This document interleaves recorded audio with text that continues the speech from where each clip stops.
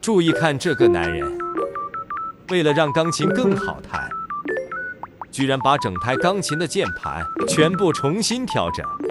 原本键盘的深度多了0.4毫米以上，实在是太过分了。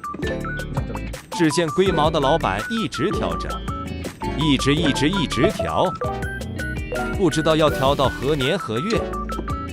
连巴尼店长都开始思考，到底这个追求完美的龟毛老板打算调整到什么时候？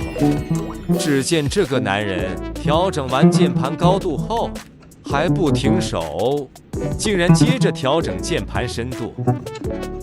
终于他调整完了，调整完后试试看手感，男人露出了满意的笑容。